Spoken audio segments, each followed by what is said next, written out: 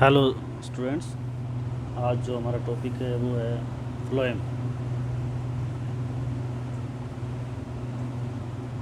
Phloem plants के अंदर vascular bundles के अंदर स्थित होता है। ये भी एक प्रकार का कॉम्प्लेक्स टिश्यू है अर्थात जटिल ऊतक है। इसका अर्थ ये हुआ, जैसे कि हमने जाइलम में पढ़ा था, कि भिन्न भिन्न जो सेल्स होती हैं उनसे भिन्न भिन्न प्रकार की जो कोशिकाएं होती हैं उनसे मिलकर बना होता है, जिस कारण से इसको हम हेट्रोजीनस प्रकार का टिश्यू कहते हैं। इस जो फ्लोएम है इसका जो कार्य है उसकी बात करें, जैसे जाइलम है उसके अंदर वाटर का कंडक्शन होता है और वो भी अपवर्ड साइड में होता है अर्थात ऊपर की ओर होता है। रूट से अपर पार्ट की तरफ कंडक्शन होता है जाइलम के अंदर। फ्लोएम के अंदर जो खाद्य पदार्थ है उनका संवहन होता है, जो कि ऊपरी दिशा में और लोअर दिशा में, डाउन और अप, दोनों दिशा के अंदर जो कार्बनिक खाद्य पदार्थ हैं उनका कंडक्शन होता है। जाइलम जो है वो सेंटर की तरफ व्यवस्थित होता है, सेंटर की तरफ स्थित होता है। फ्लोएम बाहर की तरफ होता है, पेरिसाइकिल की ओर स्थित होता है। सामान्यतः जो फ्लोएम होता है वो जाइलम के बाहर की ओर होता है, लेकिन कुछ स्पीसीज़ होती हैं उनमें जो फ्लोएम होता है वो जाइलम के दोनों तरफ पाया जाता है। इस प्रकार के जो कंडीशन होती है उसको हम बाइकोलेटरल कहते हैं। फ्लोएम की जो सेल्स होती हैं, जो कोशिकाएं होती हैं, प्लांट्स के जो एक्स है उसके पैरेलल व्यवस्थित होती हैं अर्थात उसके समांतर व्यवस्थित होती हैं। फ्लोएम भी दो प्रकार का होता है, प्रोटोफ्लोएम होता है, मेटाफ्लोएम होता है।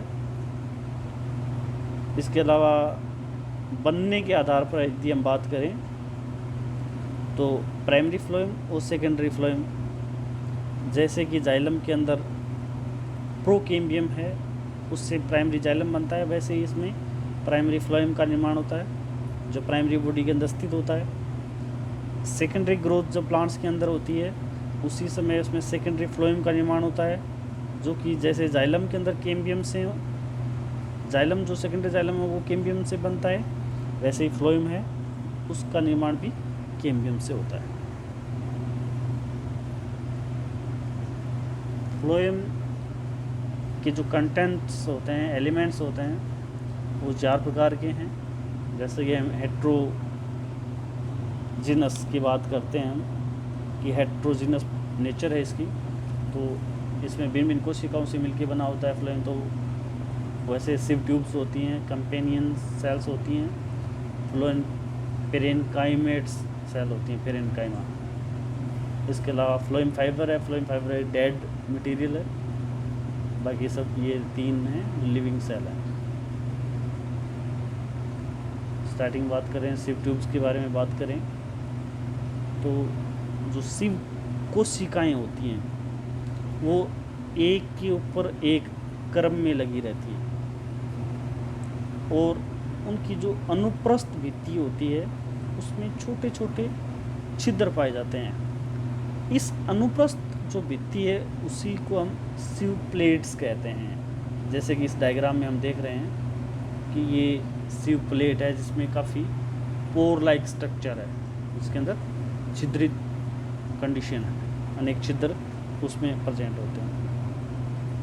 इन सिव ट्यूब्स के बारे में बात करें तो इनके जो सेंटर पार्ट है उसमें वैक्यूल्स प्रेजेंट होते हैं। इसकी जो मेच्योर कोशिकाएं होती हैं उसके अंदर न्यूक्लियस है वो अपसेंट पाया जाता है अर्थात केंद्रक है वो इसमें नहीं पाया जाता। केंद्रक है वो एक सिव सेल दूसरी सिव सेल से इन सिव प्लेट्स के द्वारा कनेक्टेड रहती हैं। जो कोशिकाएं जो प्लाज्मोडेस्माटा हैं, कोशिका द्रव्य स्टैंड हैं, उनके द्वारा इनका जो एक कोशिका दूसरी कोशिका से कोशिका द्रव्य है वो संपर्कित रहता है अर्थात अटैचमेंट रहता है। जैसे ये डायग्राम में दिख रही है हमें एक अपर सेल है, एक लोअर सेल है, दोनों के अंदर ये प्लेट्स हैं इसके द्वारा, इसके अंदर उपस्थित जो प्लाज्मा डेस्मेट है उसके द्वारा ये एक दूसरे से कनेक्टेड रहती हैं। इसका सिव ट्यूब्स का मुख्य कार्य ये खाद्य पदार्थों का संवहन करना है, तरल जो मटेरियल है उसका कंडक्शन करना है। इसके अलावा जिम्नोस्पर्म में चालनी नलिका के स्थान पे चालनी कोशिकाएं पाई जाती है, ट्यूब के स्थान पे सेल्स प्रेजेंट होती हैं। इसके अलावा एक करैक्टर और भी इसमें पाया जाता है, इसमें चालनी जो पट्टिका होती हैं,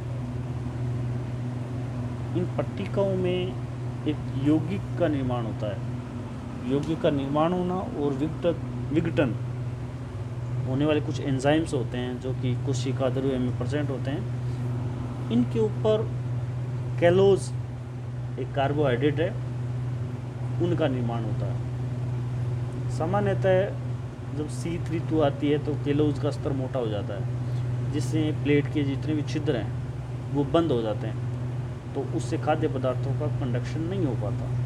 वो वसंत ऋतु आने से ये वापस पतले भी हो जाते हैं, अर्थात कैलोज जो कार्बोहाइड्रेट यौगिक है उसका विघटन हो जाता है, इसमें वापस कंडक्शन का कार्य स्टार्ट हो जाता है।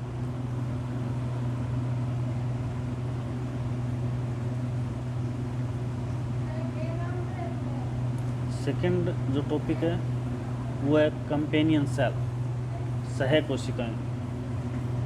इसका पाया जाना एंजियोस्पर्म का प्रमुख करैक्टर है, यानी ये जिम्नोस्पर्म और टेरिडोफाइट या अन्य प्रकार के प्लांट्स हैं उनमें ये नहीं पाया जाता था। एंजियोस्पर्म उसका मेन करैक्टर्स है। इसमें पेरेन्काइमेट सेल्स हैं, जैसे कि हम डायग्राम में देख रहे हैं, ये कंपेनियन सेल्स हैं,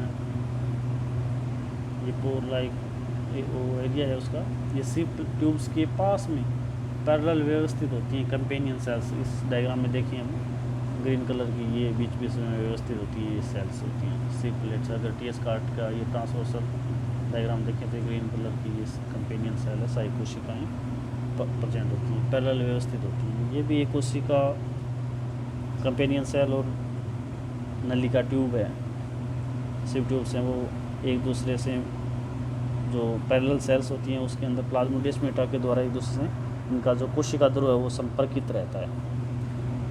कंपेनियन सेल का जो कोशिका ध्रुव है वो उसके अंदर वैक्यूल्स प्रेजेंट होती है, सुस्पष्ट केंद्रक होता है इसके अंदर। और ये माना जाता है कि जो चालनी तत्व है और सह कोशिका है उनका ओरिजिन है वो एक ही मेरिस्टेमेटिक सेल्स से होता है।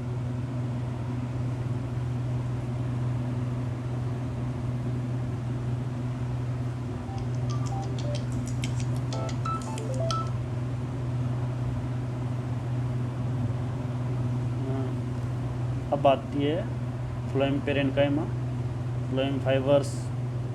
फ्लोएम पेरेन्काइमा एक मर्दूत सेल्स है जो कोशिका भित्ति, पतली कोशिका भित्ति युक्त होता है, लंबी सेल्स होती हैं, चालनी कोशिका के पास में स्थित होती हैं, बीच बीच में जीवित सेल्स हैं। इसका मुख्य कार्य होता है खाद्य पदार्थों का संवहन, साथ में भोजन का संचय करना,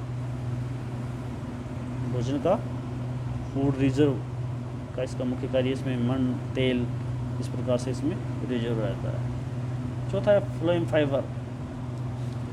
फ्लोएम के अंदर ये फाइबर्स जो प्रेजेंट होते हैं उसको बास्ट फाइबर भी हम कहते हैं। ये इनकी जो कोशिका भित्ति, इनके ऊपर लिग्निन का निक्षेपण पाया जाता है। लिग्निन का निक्षेपण होने के उपरांत ये सेल्स डेड हो जाती हैं या डेड होती हैं। इन सेल्स का जो मुख्य कार्य मैकेनिकल स्ट्रेंथ प्रदान करना प्लांट्स को, इसके अलावा काफ़ी इकोनॉमिक भी ये बेनिफिशियल हैं। इससे रस्सियाँ, चटाई ये आदि बनाए जाते हैं।